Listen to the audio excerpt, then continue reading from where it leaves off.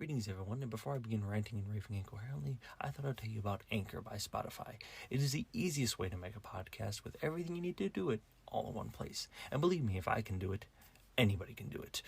Anchor has tools that allow you to record and edit your podcast right from your phone. And when you host through Anchor, you can distribute your podcast through listening platforms like Spotify and Apple Podcasts, and even more. It has everything you need to make a podcast all in one place. And best of all, it's free. That's right, Anchor is free, and who does not like free?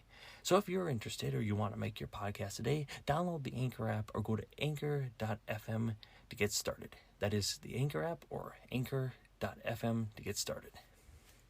Greetings, everyone, and welcome to another Ludicrous car review, and a rather belated one at that. I don't really have an excuse because I just didn't really have a chance to record any episodes. And as you can probably tell, this is it was supposed to be a Ludicrous Car of the Month, but as you can see, it's a little belated. I'm well aware I'm recording this on July 2nd, and I'll probably be releasing it on July 3rd. Nevertheless, I'm still covering it from, last month.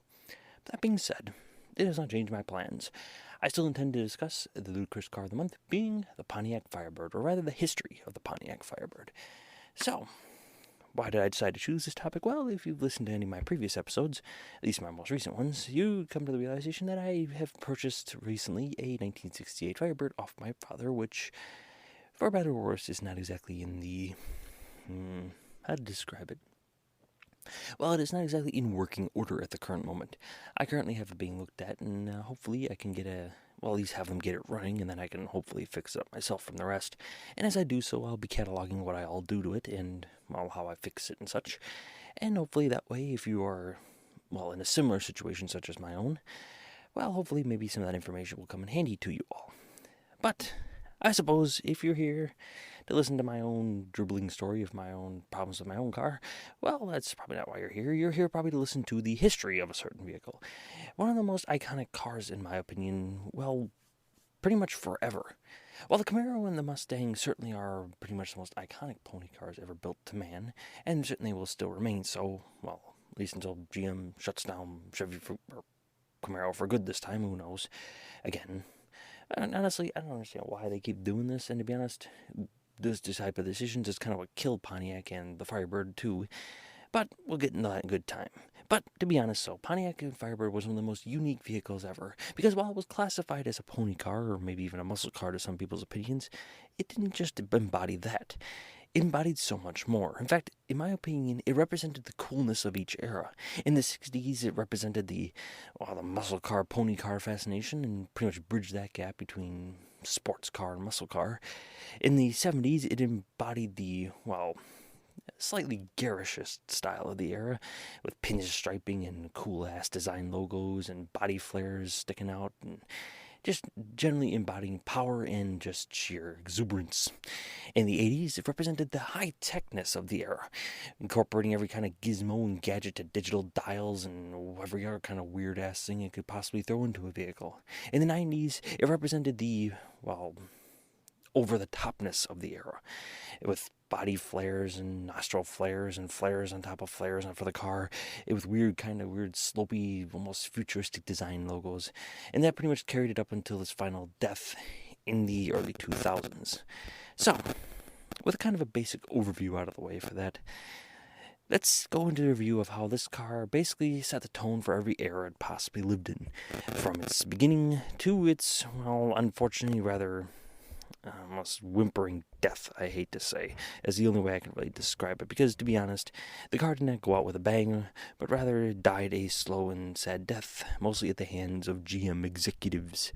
So, without further ado, let's go into the Pontiac Firebird. But, before we go into the Firebird, we need to kind of get an idea of, what kicked this whole thing off? Why did they build this thing when, after all, they were producing pretty much they were producing a Camaro? Why did they need this thing?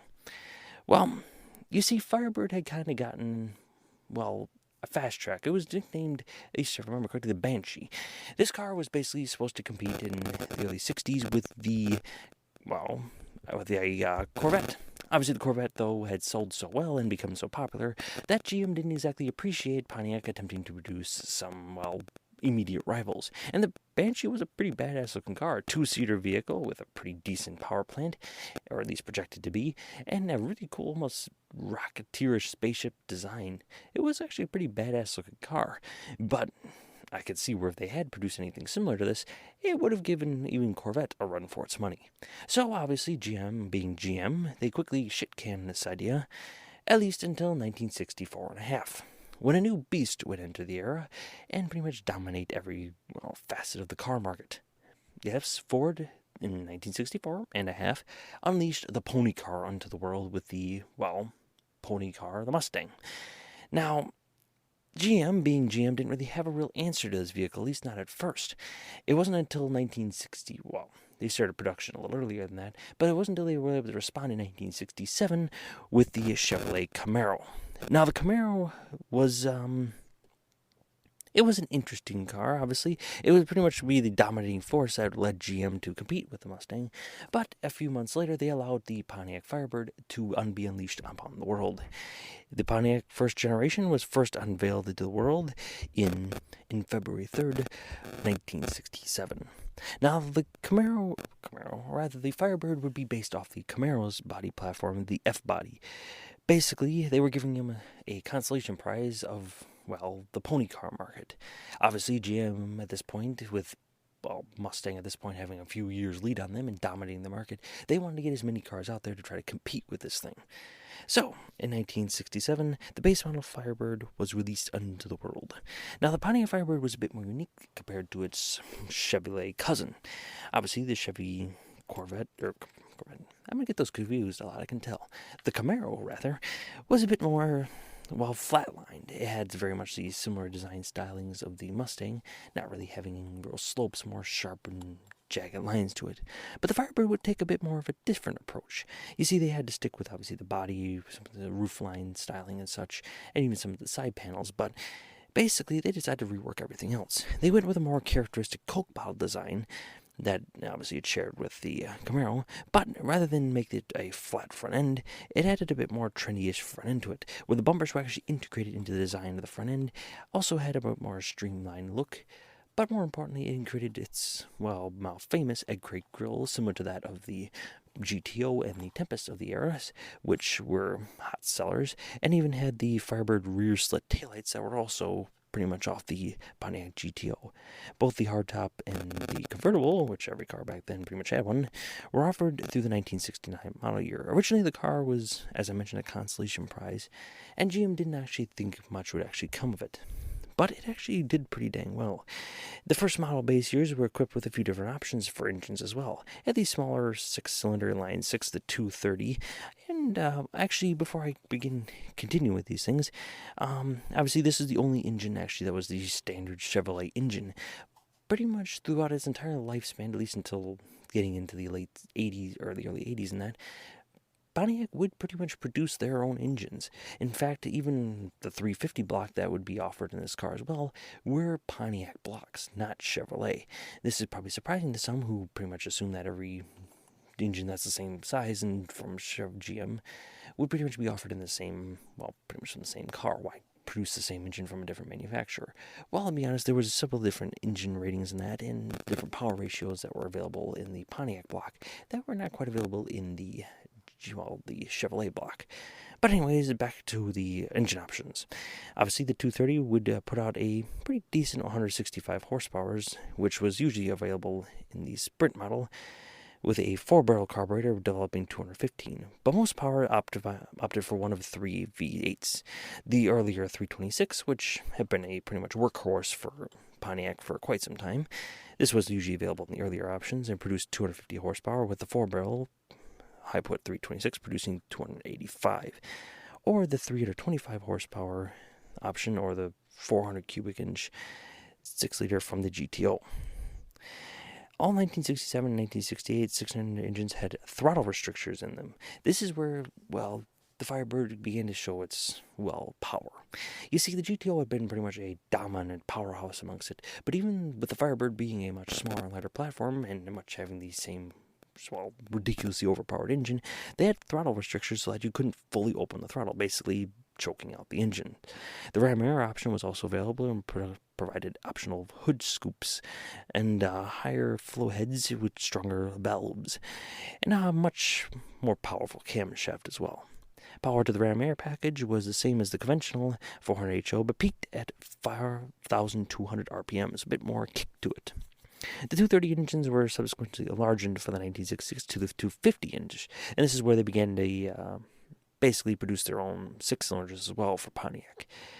It had an increased 175 horsepower using, a one-barrel carburetor, and a high-output version for the Sprint, producing a similar 215 horsepower with a 4-barrel carburetor. Also for the 1965 model, the 256 to the 326, which has been the workhorse for quite a while, was produced with a Pontiac 350 engine V8, which is placed, 300 cubic inch, or 354 cubic inches, and produced 265 horsepower with a 2-barrel carburetor and a high output option for the 350 with a revised cam, offering a 320 horsepower option. Optionally as well, they also had the 400 cubic inch engines during the 1965 model later on. Obviously the 400 would remain in the 68 model as well, and also produced a 400 in 1969 with the Ram option, which would kick up the horsepower to about 345 horsepower at 5,000 RPMs and 430 foot-pounds of torque at 3,400 RPMs. And 335 subsequently, yada yada yada. The 350 high output was revived again with different cam lifters and such in 1969 for 325 horsepower, and during 1969 a special 303 was even optioned for a design for the SCCA road racing applications that was not available in production cars, although to be honest I would have loved to see that engine in a car. See, one thing about pony cars many people tend to discourage. Obviously, it's fun to put a big engine in them considering they're so lightweight and nimble, but most people don't realize is that those 6 cylinders, while producing a good amount of horsepower, also made the cars a hell of a lot lighter, meaning you could throw them around the corners a lot easier. In fact, some people actually, when racing these cars, preferred the smaller V8s or even the inline 6s because they were so lightweight and nimble, especially on road courses. Now, modifications for the 1968 included the addition of a federally-mandated side marker lights, which, honestly, they had a little fun with and kind of became sort of iconic for the car as well. For the front of the car, and turn signals were made larger and extended to wrap around the front edges of the car as well. And on the rear, the Pontiac V-shaped arrowhead logo was added on each side, which the V arrow became pretty much iconic for Pontiac around this time because, it was pretty much being incorporated into everything. Pontiac, though, they had pretty much it always had this logo, but it would really become into its own, especially with the Firebirds, in my opinion. They just stand out so much better. Anyways, the front door vent windows were replaced with a single pane of glass, which is my dad's one, which, if you look at a 68 GTO, you'll see the little panels that kick out. Yeah, those are the aero glass. This is pretty much means it has a straight glass on the front, which meant, in my opinion, it gives it a much better roof line as well. As far as the 69 model was concerned, it received a major facelift with a new front-end design, but unlike the GTO, it did not have the Endura bumper, as well as the front engine, or instrument panel, I should say, and steering wheel also receiving a revise in 1969. But all this is well and good. But more importantly, in 1969, Pontiac would release a new beast unto the world, a car that, while powerful back then in 69, would become famous a few years later. They introduced for only $1,000, $1,800, which is about $8,000 today. For $1,000, you get the handling package called the Trans Am Performance and Appearance Package, or UPC WS4, named after the Trans Am series, which Pontiac had been competing in for quite some time with these cars, but basically since the cars were introduced.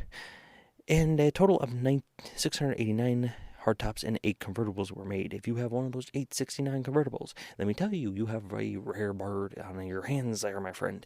You probably have a car worth well over 3 figures, at least in my opinion, because these cars are pretty badass as well.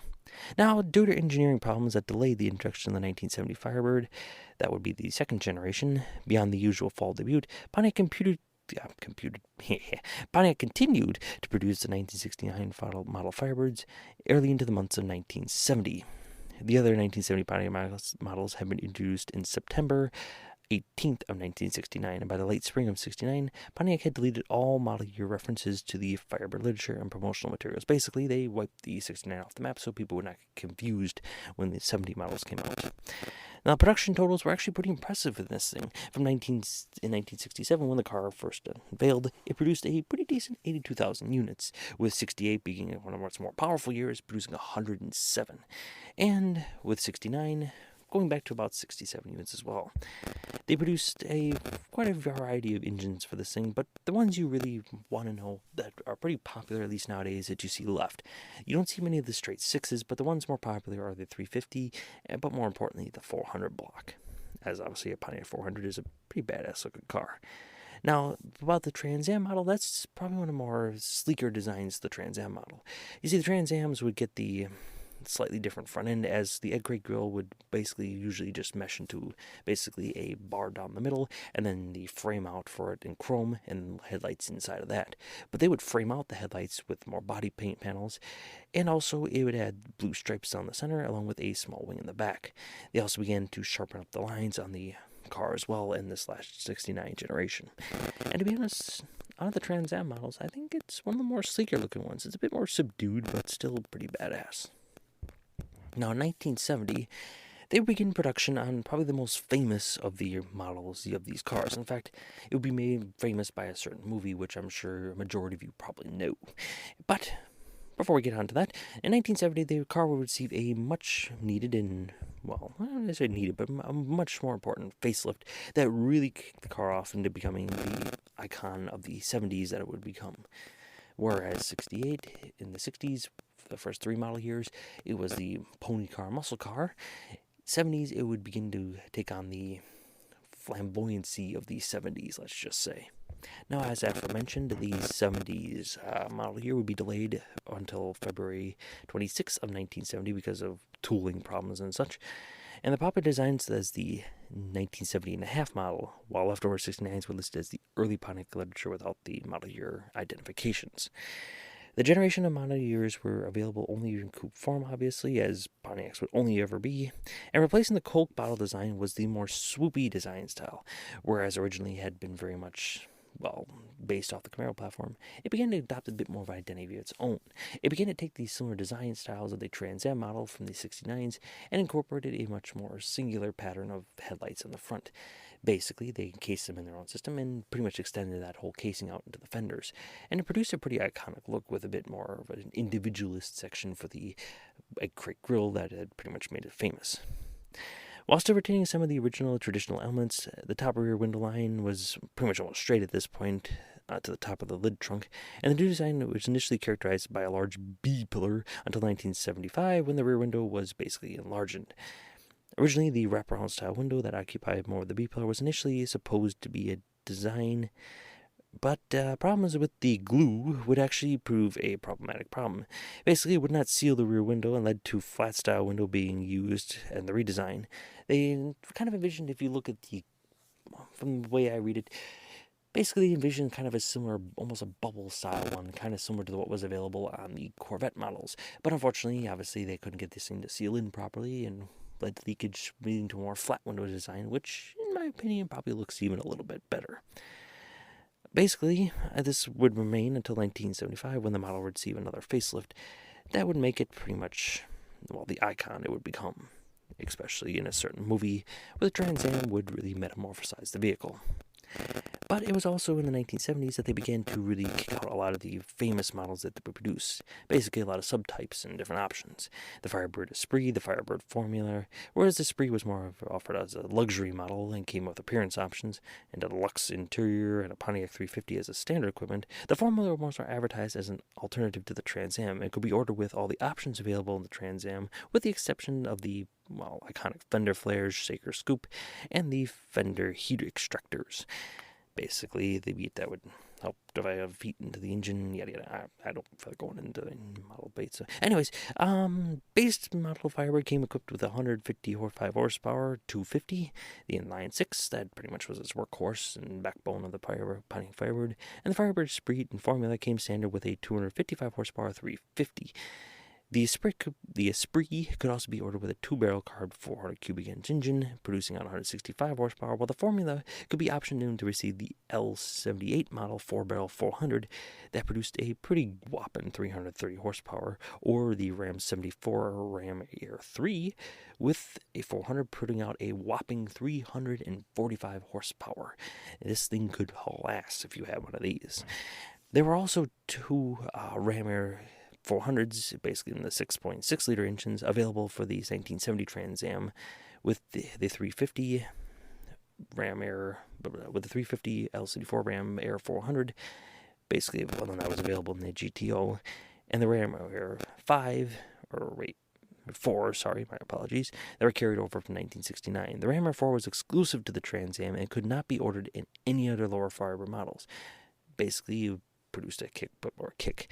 The difference between the A70, basically the GTO 400s and the Firebird engines, was that the secondary carburetor throttle linkage had a restrictor, once again, which prevented the rear barrels from opening completely, basically choking off the engine just a wee bit so you would not be able to beat its GTO cousin. Additionally, the linkage could also be allowed full carburetor operation, resulting in basically the identical engine performance. And basically what a lot of people do is they just get these carburetors and just pop the linkage off, we'll open the whole throttle up, and you'd have basically the same kick and horsepower as you would in a GTO model. Basically being able to smoke most GTO models as well. For the 1970 model years, all Firebirds were equipped with radios and antenna, which were pretty big deals for the time as well. And these were, more importantly, mounted in the glass in the windshield, making a more streamlined design to the car. This was also a very new and very pretty cool technology for the time, as every car was still using antennas for quite some time afterwards. The 1971 model year had basically a few minor changes. Fender across, the fenders were slightly adapted a bit to feature a more one-year-only exhaust vent seen in the lower half of the fenders, which is probably one of the more badass things they've ever done on these cars. The cool firing side exhaust pipes that usually only see in like Corvettes and such. Pretty cool option, but it was only a 1 year and obviously was a bit more interesting. The rear seat console also introduced the option of a honeycomb, the rear seat console was introduced as an option, and the honeycomb wheels became available for all Firebirds, and this honeycomb design would be basically one of the more iconic wheel designs Pontiac would ever make. The 1971 saw changes the way the engines were rated from the factory, and GM mandated that engines no longer use the SAE gross horsepower ratings and use the SAE net horsepower ratings to help alleviate some of the rising cost of insurance for performance vehicles, because, well, let's just say it looked a little better to say it wasn't quite 345 horsepower, but a little less because, well, it's not at the full RPM range, but that's just how we measure it. The insurance company don't know any better. So basically, they tried to use this to make the car a bit more appealing to the younger audience. They also, the compression ratio was also lowered for some of the models, and detuned the power ratings from some of the engines as parts of the new requirements for low leaded fuels. However, the engine options mostly remained unchanged from 1970. As the comprehensive ratio was lowered, this allowed for larger displacement engines to become available, and would introduce the door to one of the most powerful engines, or one of the most badass engines in my opinion, the 455, which was now available in Firebird in two configurations. The 455 was also available in the L75 model for 325 horsepower, or the version, the LS5 for 335 horsepower for the high-powered version.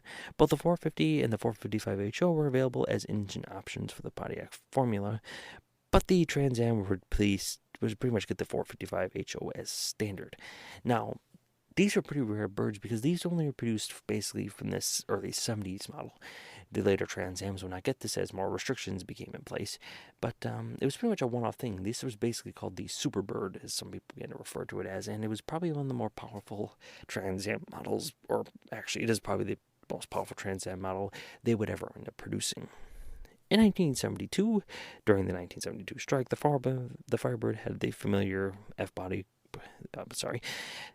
My brain's on fire. Anyways, during the 1972 strike, the Firebird and other similar F-body Camaros were nearly dropped because, well, they didn't get to produce many of them. Again, they saw very few differences, keeping the pretty similar design, the individual egg crate grille, the similar headlight designs, and the more swoopy body panels, as well as some Trans Am models still keeping the fender flares. But they also began to hint at the bird becoming a bit more prominent on the car's designs. The Firebird Trans Am models would basically get the larger bird put onto it pretty much in the front of the hood, but later on in 74, this bird would become much larger and become pretty much the icon of its later cousin, but we'll get to that in a minute. All the other, the difference between the 72 from other 70 to 73 models were the hexagonal honeycomb grille insert for the nose of the vehicle, but other than that, it was pretty much this. That was it. That was the only real change to the exterior design of the car. However, engine options remain mostly unchanged. However, the LS5 455 engine was dropped, but the LS5 400HO remained an option for the Formula and standard for the Trans Am. Pontiac advertised in 1972 the Formula HO as a detuned to 300 horsepower, but the engine was pretty much unchanged from 71. It was just, again, insurance crap. Starting during 1972 and continuing until 1977, the Pontiac Firebird was from now on only produced in Norwood, Ohio facility, which is pretty much where they would basically produce some of their best vehicles out of this facility as well. In 1973, they began to change things a bit more. The Trans Am added 2 new colors, a Buccaneer Red and a Brewster Green, which honestly is a pretty damn good YouTube channel. Check it out, Brewster Studio. Excellent work. Anyways, the exterior upgrades included an updated for modern nose to the bird. The new hood bird option was available, the RPO WW7 hood decal, a $55 option exclusive to the Trans Am, which would feature a much larger bird, and the bird pretty much would become iconic to the whole car. Basically, the large bird, or the flaming chicken as some began to affectionately call it, would basically dominate the entire front part of the hood and become famous in the certain movie Smokey and the Bandit. Yep, the first time the bird came out was in 1973 for a measly $55 option for the Pontiac Trans Am, and pretty much, well, for $55, why the hell not? Obviously, it was much larger and shared the same accent color as the schemes on the hood bird. Inside the 1973, the standard interior equipment was pretty much all the same for model years, pretty much the same. The new horse collar option was, though, available in the custom interior featuring new seat covers and door panels. In 1973, Pontiac also made new safety and emissions requirements for 1973. There were extra steel reinforcements in the bumper and core to support the fender. Basically, this little change here would begin to hint basically at what would end up basically choking out the ridiculous power that the Firebirds would be producing. But that's coming up eventually.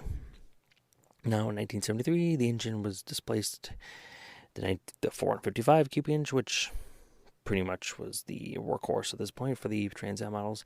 But the base 75 and the Super Duty, which would become the Super Duty engine for 1 year only, for the LS2 option, the base 45 horsepower produced 44 fewer horsepower than the roundabout port Super Duty 455. The horsepower for the base LS75 455 was rated at 250 horsepower at 4,000 RPMs and 370 foot-pounds of torque at 280 RPMs. Pontiac removed the HO designation from the base engine and simply decaled the now non-functioning shaker with a 455. The all-hand assembled LS2 SD 455 engine was rated at 290 horsepower at 4,000 RPMs and 395 horsepower, and basically would be one of the most powerful engines they'd ever produced. This also included a new EGR system, which delayed the SSD program until into the late production year, and the shaker decal was added SSD-455 on the shaker. They also introduced radial tuning, and this is mentioned last time. When ordered, it would include a 15-inch radial tire, which delivered a more comfortable ride while also making it much better at cornering. The 1973 Trans Am production was up pretty well for over previous years. The 75, 405, the 45 was produced around 3,130 models with automatic and 1,400 with manual, and special ordered $550 option LS2 SSD 455 produced only about 180 automatics and 72 manuals. Now these Super Duty birds, or the Trans Am Super Duty, as people just basically call it, was probably one of the more powerful engines ever produced. Don't let the horsepower numbers fool you. These engines did not underperform by any means. You'll notice the RPMs were rated much lower in some later models, which were already up to almost 5,000 RPMs. This was deliberate as, again, emissions began to come in, and many people suspect that GM may have slightly fudged the numbers in order to get away with now cracking down emission standards. Now, in 1974, the Pontiac Firebird would begin to see a couple more changes to its model as well, including a more famous snort style design, the horse snort. I don't know what the hell they call the grill. I'll get to it in a minute. Looked it up. Anyways, curb weight rose dramatically for the 74 model year because of, intimation of a 5-mile-per-hour telescoping bumpers, which basically began to strangle the car a little bit. Various other crash and safety regulated structural enhancements. The STD 455 Trans Am weighed in at 3,850 pounds in their first year of production. 1974 model year, actually 1973, sorry. The 1974 model years featured a redesigned shovel nose front end and a new wide slotted taillights. The 455, and the SD 455 engines were offered in the Trans Am and Formula models during 74. June 1974 test of a newly delivered privately owned SD 455 Trans Am, but they honestly wouldn't produce too many of these. This appeared in the Sports Illustrated model with an unmodified car with a test weight of 4,000 pounds, which is pretty dang heavy. But it would still clock in at 14.25 seconds at 101 miles per hour, which is pretty dang good. The car had an automatic and even had AC as well. Also, the factory rating was 290 horsepower, listed at 4,400 RPMs, while the factory tachometer had 5,750 red line limit, which means that they kind of, again, fudged the numbers just a wee bit to get under the numbers for they needed to. The real horsepower on the chassis dyno, as reported by High Performance Pontiac magazine on January 2007, this also consisted of an SE Power horsepower factory rating.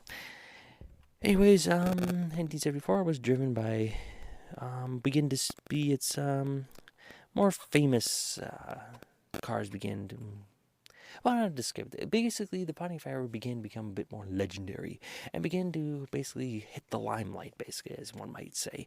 It began to, become movie famous. It was driven by Jim Rockford in the pilot movie in the first season of the Rockford Files and for, every season following it.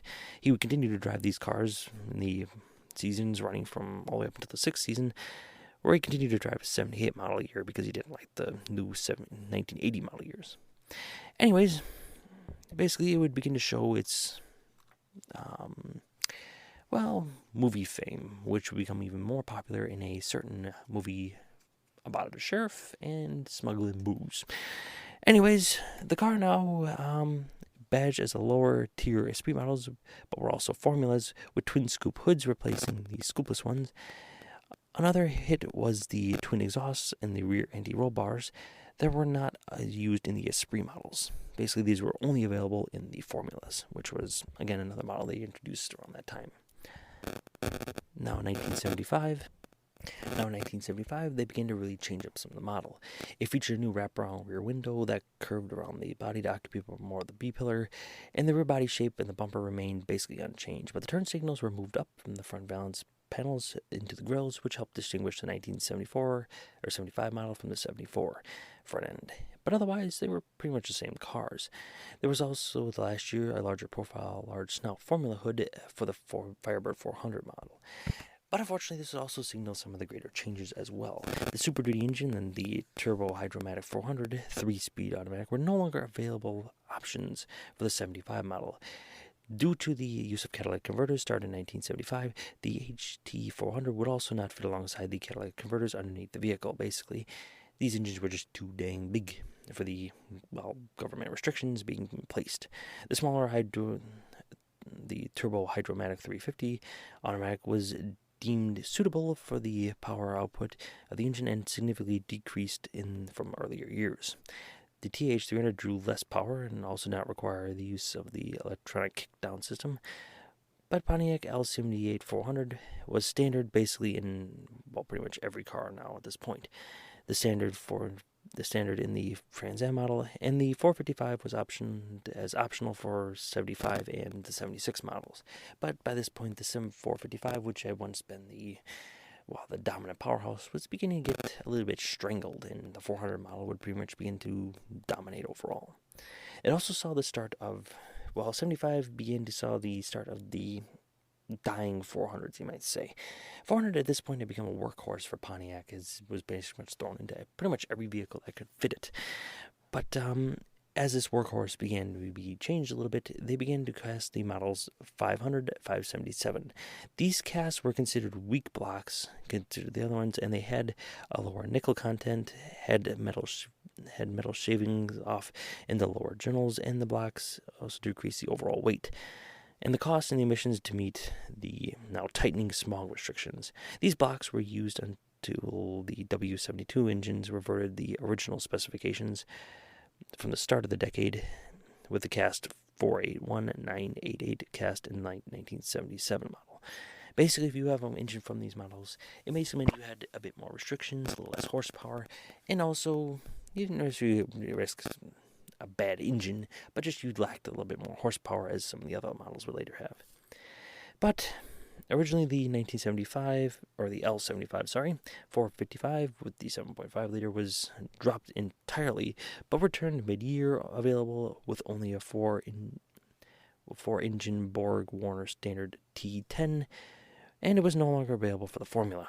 Although it was brought back as the 455 HO, it was not the same engine as the 71 and 72 model year, and it had seen basically the power was strangled at this point. Let's just put it bluntly. The standard D-port engine was much lower profile camshaft, restricting the exhaust system, and also saw larger body panel platforms basically begin to bog down the engine a bit. Basically, the cars were a bit heavier. Power output was restricted to only 200 horsepower, with the torque rating of 330 horsepower at 2,000 RPMs. It was the largest displacement performance engine still available, and track tested showed that the 75 455 was capable of a 16.2 quarter-mile time with the similar L82 or the L82 Corvette, which is pretty impressive. I mean, these cars were putting up times similar to the Corvettes of the similar year. In 1976, Pontiac celebrated the 50th anniversary year in 1976, and to commemorate this event, Pontiac unveiled a special Trans Am option at the 1976 Chicago Auto Show.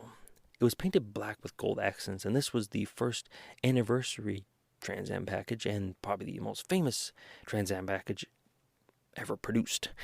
The first production, black and gold special edition, a removable T-top, which was a big development. I mean, T-tops were pretty dang cool, in my opinion. Developed by Hurst, was set to be included in the Y82 LTA options, but provided some problematic installations and quality control, which led to some L82s not being delivered with the Hurst T-tops. All Hurst T-tops equipped to the cars were built in Northwood, Ohio plant. Basically, they had a major problem where they would cause leakage, they wouldn't install properly, or just flat out break. It became available as an option later on in the 77 model years. 76 marked the end of the Pontiac 450, basically the end of an era.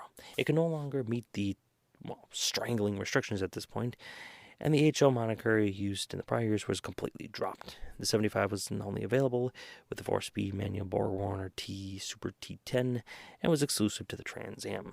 Basically, they only could get the 400 at this point. It also included the W455 appearance package for the 76 model year, and consisting of two-tone appearance package with lower accents across the bottom panel, with a large Formula decal across the bottom, and the Firebird decal on the rear spoiler. In 1977, Pontiac received a facelift that featured 4 rectangular headlamps, which would become pretty popular and famous, and a shaker scoop was also revised for this year. The early 77 Trans MTAs came off with a center lower profile shaker scoops. The Formula hood, which changed as well, also basically began to change pretty much similar to what the second generation had. Now, overall, in my opinion, at the very least, they offered one of the more popular options for this car as well, the snowflake design wheels, which, in my opinion, are some of the best looking wheels ever put onto a vehicle, bar none. Now, overall, the Y82 package, which obviously included its famous Firebird and the Rally 2 wheels as credit options. For the Esprit, an additional appearance package, RPO W60, called the Skybird Appearance Package, became available and featured an all-blue exterior and interior. This package was slated to be called the Bluebird, or similar to the Yellowbird and Redbird packages, to follow the up-and-coming model years, but the name was already in use for the company that produced school buses. Yeah, they got beaten by a school bus company on that one. Which is kind of funny. Anyways, in 1975, or 77 I should say, General Motors began to produce source a larger section of V8 engines to supply the lower model Firebirds. You see, the 355 blocks that Pontiac was now producing, or originally was producing on its own, was, obviously not profitable for them anymore to do this. So the Oldsmobile 355 and the 403 V8, as well as the Chevrolet 305 and 350 in V8 engines, became options for the Firebird Esprit formula just after June in 1977. Previously, the Chevrolet Inline 6 was the only outsourced engine that Pontiac had produced, but now Pontiac was, at this point, being forced to introduce other models. Pontiac made a 301 4.9-liter V8 engine available for the lower Firebird models, but due to such high demand and popularity, they removed it entirely. It's available only for the Firebird model year, allowing, or this model year specifically, to allow only enough 301 engines for the other Pontiac inlines. It was reintroduced as an option in 1979 as production for the 400 ceased, and tooling was converted over to simply only 301s. Basically, 79 would mark the end of the 400 era, but let's not look ahead to the sad eras yet. Anyways, Trans Am had now 3 different distinct options: the 78 400 and the optional extra cost W72 400, and an Oldsmobile-sourced LE80 403 option, which, despite being a larger engine, was much more powerful. 97.7 also saw the cubic inch metrics on shakers drop the flavor for the displacement. Obviously, without 455, much bigger number on the hood, they decided to go with the displacement of the engine, which 6.6 liter decal for all 400 and 403 engines, and only optional LA or W72 models received the TA 6.6. Basically, you wanted the TA 6.6 because that showed you had a much more powerful engine underneath the hood, whereas the 6.6 liter could mean, a decently powered 400 Pontiac or a much wimpier LE80 Oldsmobile. Now, as Pontiac had discontinued the 455 in the previous model year, a modified 400 Pontiac, dubbed the TA 6.6, was basically the new workhorse for the Pontiac Trans Am models. With a single 4-barrel 800 CFM Rochester quadrajet carburetor, it produced a pretty decent 200 brake horsepower at 3,600 RPMs, with a maximum torque of 325 foot-pounds of torque, which is pretty dang good, as opposed to the regular 6.6 liter, which only rated at 180 horsepower. Now, it had chrome valve covers, which produced in the 400s had painted valve covers as well. Originally, for 77, the 72 shared the same air cleaner and shared the same 577 cast block as the LE2, but received 6x4 heads. Now, basically, these cars will be the most, it's hard to say. While these cars are probably the most famous cars and probably some of the best looking vehicles they produced, it's a bit of a handbag and a mixed bag of emotions for me. Far too often you see people trying to pedal 403 blocks, which were much underpowered and weren't even real Pontiac blocks, and try to pedal them as some of the best ones ever produced. But it was also the era of pretty much making itself famous. The 1977 Trans Am Special Edition became famous after it was featured in the hit movie Smokey and the Bandit. Basically, the black and gold, the Trans Am you see in that movie, that was probably the greatest car Trans Am era, Pontiac had ever produced, and would definitely become its most famous. At this year, everybody pretty much wanted a 77 or 78 Trans Am.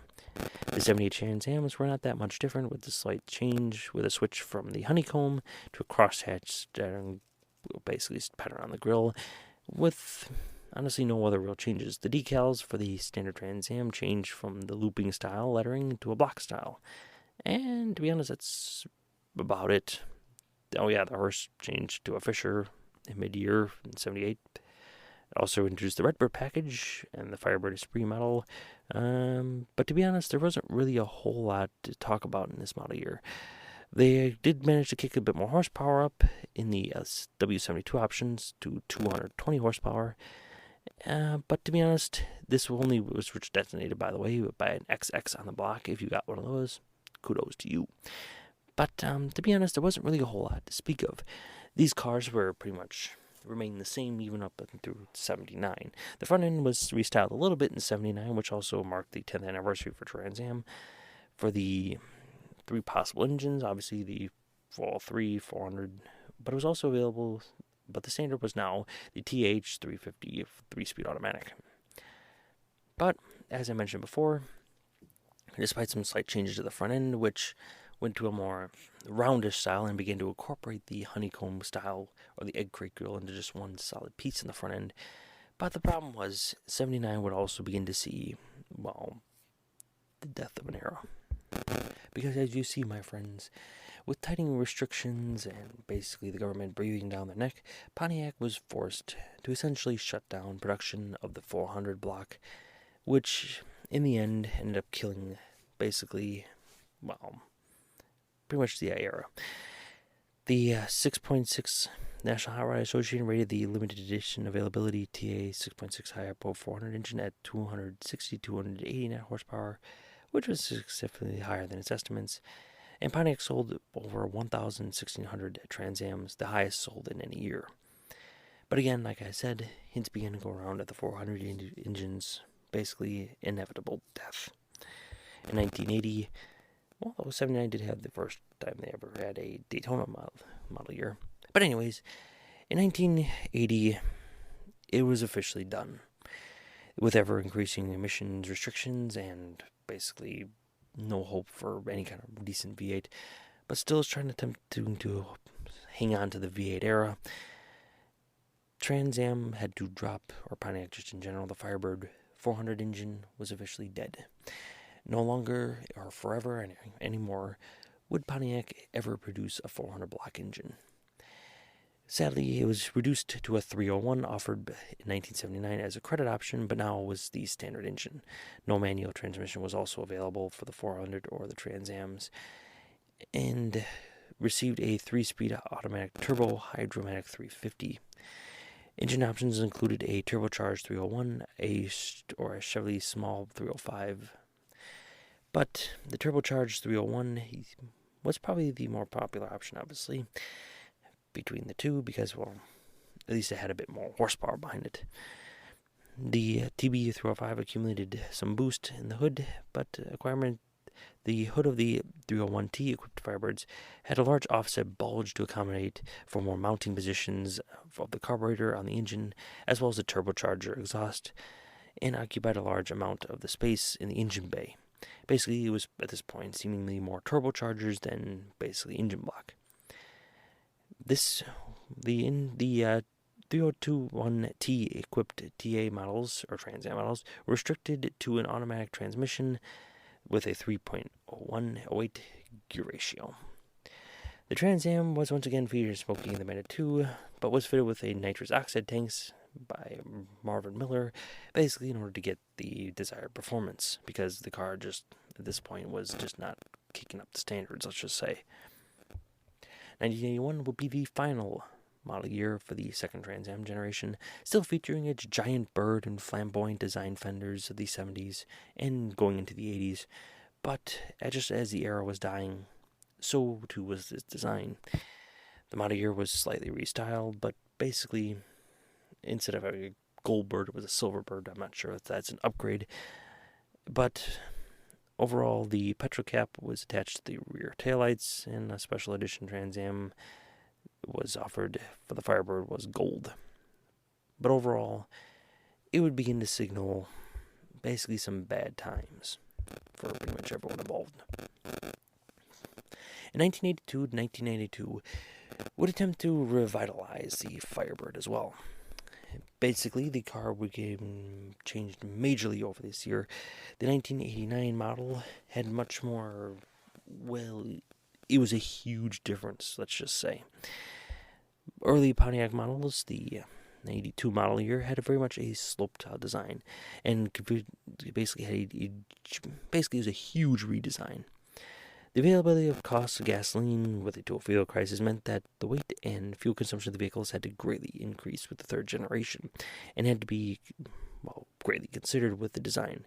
The F-body development, both for the third generation Firebird and Camaro, were proposed as possible front-wheel drive platforms. Thank God they didn't go with that.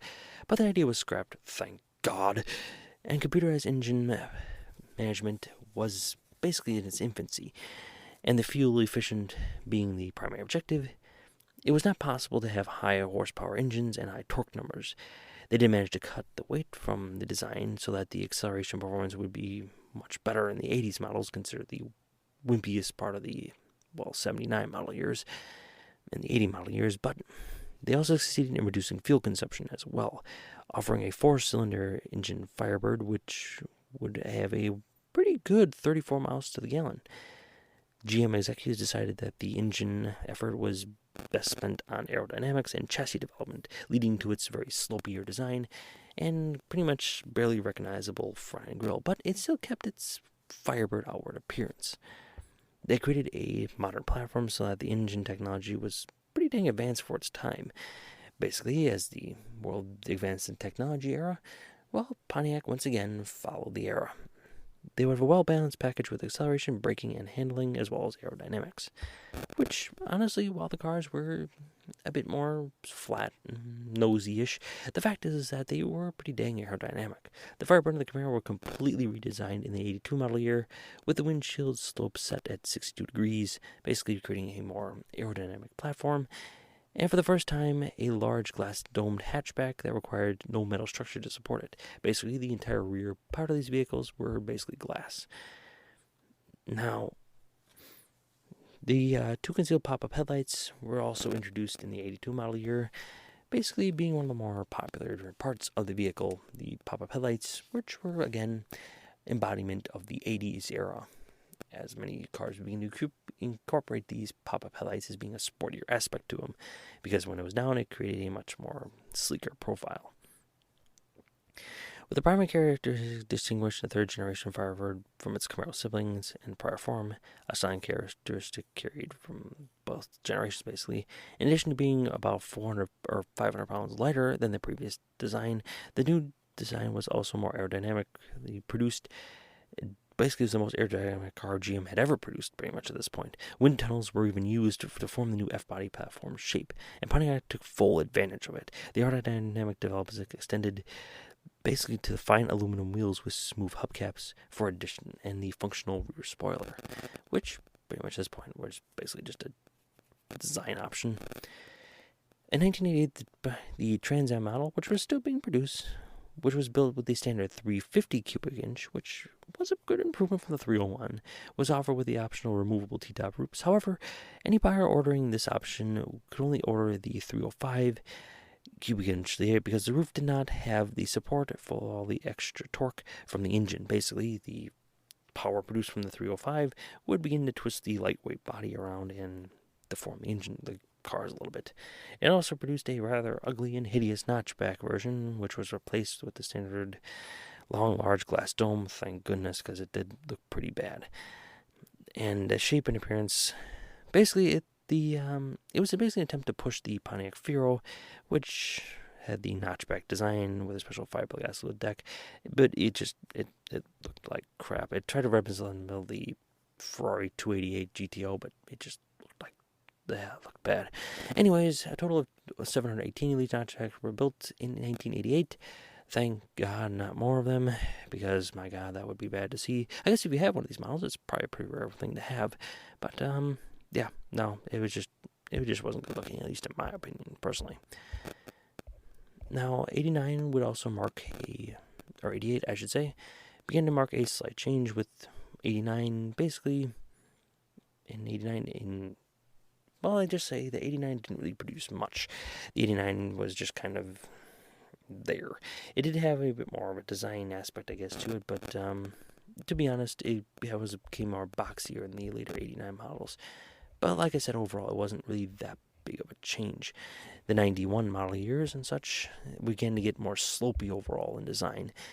And finally, in 1992, or 93 I should say, they produced their final generation for the next 7 years, up until 2002. The infamous catfish design was forced upon Pontiac. Though Pontiac had got this interesting design choice from Chevrolet, including basically just a giant airflow design, it tried to beef up with a little bit more cooler aspects. It included a much more pointier and still slightly egg-crated grille, a rear spoiler, and some indents in the hood as well. The fourth generation Firebird amplified the aerodynamic stylings, basically forced upon it in the previous generation, while rear lever axles and floor plan aft from the front seats seemed largely the same. 90% of the Firebird's parts were all new. Overall, the style of the Firebird became more strongly reflected the original Banshee concept car that the 1991 facelift did for it. Basically, it began to embody the original car that they had produced, or basically been rejected as concept car all those many years ago. But as the Camaro, major improvements included standard dual airbags, front wheel brakes, 16-inch wheels, rack and pinion steering, short long arm front suspension, several non-rusting body composite panels. Throughout its fourth generation, trim levels would include a V6 powered Firebird and a V8 powered Formula and Trans Am. Standard manual transmissions, but the T5 manual was available for V6s, and the T56 by Borg Warner, a 6-speed manual for the V8s. But overall, these engines were still technically Chevy engines, while Pontiac would add their own kicks to some of these parts, like, for example, the 4L60E with built-in electronic controls. It was still essentially Chevrolet at this point. Pontiac was, at this point, no longer really producing any of its own real engines. From 1993 to 1995, Firebirds received a 106 horsepower V6, an enhanced version of third generations. In the mid-year, with a 200 horsepower option, became the Firebird's sole engine. They don't even have a V8. From 1993 to 1997, the sole engine for the Firebird Trans Am model was a 5.7-liter LT1 V8, essentially identical to the LT1 from the C4 Corvette, except for a more basically flow-restrictive intake, which once again choked the engine so it wouldn't become more powerful than its Corvette cousin. Beginning in 1994, model year cars, DC-1 2001 stereo system became to replace the Delco units. This revision also introduced for other Pontiac car lines.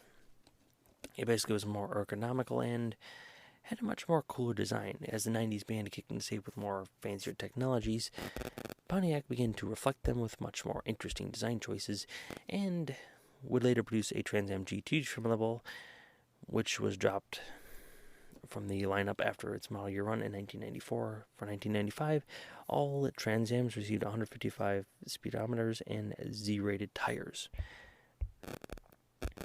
They would also begin to round out the shape of the car a little bit. Now, in 1997 began to integrate the new OBD2 system, which 1995 was still using the OBD1. Firebird performance levels improved for 1996 with an establishment of a stronger 200 horsepower 3.8-liter V6 as its new base engine, and the power ratings for the LT1 increased from 285 for 1996.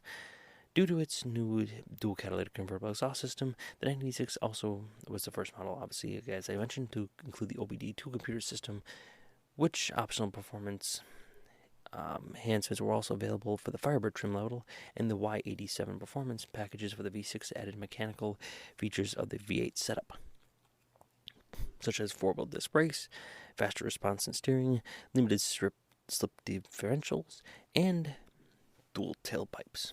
While the formulas and the Trans Am's functional dual inlet air AM hoodlets, which were pretty popular and pretty famous and pretty gaudy as well, returned as part of the WS6 performance package. The optional packages boosted rated horsepower from 285 to 305 horsepower, which was pretty impressive, and 225 to 335 pounds of torque. Also included were 17 by 9-inch wheels, which were pretty dang big wheel, and a suspension improvements as well as oval tailpipe tips. The W6 badge and Bilstein shocks were also further optional for the package. 1997 introduced the standard air conditioning, daytime running lamps, which were pretty much standard now at GM for all their cars, digital odometer, and an optional 500 Watson cassette tape. Now we had cassettes. For V6, AW68 Sports Appearance Package was also introduced as a counterpoint to the Camaro's RS trim, because, well, like I said, they were pretty much the same engine, so they had to do something. But although these convertibles and the W6 Ram Air Performance Package was also available as an option for the Formula and the Trans Am convertibles, although these convertibles did not receive these 17-inch wheels. There were 41 Formula convertibles produced and 463 Trans Am convertibles produced from 96 to 97 with the W6 package. Now we get to the end, my friends, the 98 to 2001. In relationship to Camaro, Firebird received a mid-cycle refresh for the 98 model year. Major changes included new hood, a front facade with dual intakes, retracted quad halogen. You can tell how kind of we're almost an hour here. Holy crap! This is a lot longer than I thought it would be. Anyways, on with the show. Obviously, included new headlights and circular style front fog lamps and a front license plate pocket. Lower front air vents, unified style, or basically the car, and a new honeycomb rear panel. But to put it bluntly, it was a lot rounder and a lot more aerodynamic, with circular reverse lamps, yada yada. The Firebird Trans Am would once again receive Corvette's 5.7-liter V8 and the LS1 C5 Corvette, as the LT1 and LT4 V8s were also discontinued. The LS1 Firebirds were also equipped with an aluminum drive shaft, replacing the previous steel version, while all Firebird trim levels gained the four-wheel disc brakes and dual front piston calipers and larger rotor wheels, complete with solenoid-based Bosch Indialock brake systems. The convertible was no longer offered. No longer convertibles. Beginning 98 to 99 models, a standard 6.6 gallon fuel tank was available. GM's ASR traction control system was extended to the V6 powered Firebirds, and all LS1, basically they all got the fancy ass traction control system. I don't like traction control. It always seems like it's holding me back. Anyways, enhanced sensors for the diagnostic models and a couple other fancy gizmos and gadgets. EBD systems and such. A few other things like that. In 1999, a Hearst shifter variants were also available with the 6-speed manual. Power steering cooler also became optional for the LS6 Firebirds. In 2000, the W6 package was available exclusively for the 2000 model year Trans Am coupes and convertible variants. And finally, for 2002, more convenience items such as power mirrors and a power antenna became standard equipment, with cassette stereos were also phased out. Now, unfortunately, this also marked the end, my friends, of the Pontiac Firebird. As the Camaro was basically discontinued at this point, the car was basically dropped entirely. The only thing left remaining, and honestly to this day, is Firehawk. A special edition Ultra Performance Firehawk was available for the 97 to basically the 2001. It was produced by LSP Engineering and sold throughout Pontiac's time, featuring the namesake Firestone Firehawk, which is still produced today. But that's about it. That's all that's left. To be honest, the Pontiac Firebird, in my opinion, still is by far one of the best cars ever produced. And honestly, it was really one of my most favorite cars as well. Trans Am pretty much represented everything in the era, and pretty much what always would. I mean, after all, in the 60s it was a powerful, ridiculously strong muscle car. In the 70s it was a flamboyant, gaudy-ass big bird that looked pretty damn cool, and with fender flares up to the wazoo. In the 80s, it had tech gadgets and gizmos and gadgets popping out of every angle and orifice. And in the 90s, it had sleek, cool, spacious, aerodynamic designs, all the way up until the 2000s and its subsequent death. Well, the Firebird may not be the most recognizable car or even the most popular car compared to the Camaros of its time or even the Mustangs and such. It is still one of the most badass vehicles ever produced and honestly produced some of the best engine options, in my opinion, any car would ever offer. While the GTO would still have its powerful engine options and that, Firebird had a unique ability to always produce some very ridiculously overpowered car, to the point where, with its lightweight and sporty design, they even had to choke the engine so it wouldn't, well, choke out its GTO competitors. Anyways, with that out of the way, my friends, overall, I give the Pontiac Firebird, as I own one, a pretty damn good score. While GM would eventually kill Pontiac, which is sad in my opinion, and dashed any hopes of a Pontiac Firebird return, we all still hold out hope as Pontiac fans of us people that maybe one day GM will come to its senses, maybe, and who knows, maybe we'll get a Firebird out on the road. Probably be an electric piece of shit though. Anyways, with that out of the way, and with my brain now zap frying, as you probably could tell, as I progressed probably past the 30-minute mark, you could probably tell my mind began to wander. And, well, I probably rambled on for a bit. I do apologize. But this is probably my longest episode I have ever produced. I hope you all enjoyed it. And I hope you all give me a subscribe or a like or a comment. I appreciate anything you can do. Honestly, I do these for fun. And honestly, we'll probably continue to do so as long as I have spare time. Anyways, I hope you all enjoyed the show. I hope you have a great day and a wonderful night. Goodbye, my friends. And hope I can get my car running. And if you have a problem with yours, hope yours will get running as well.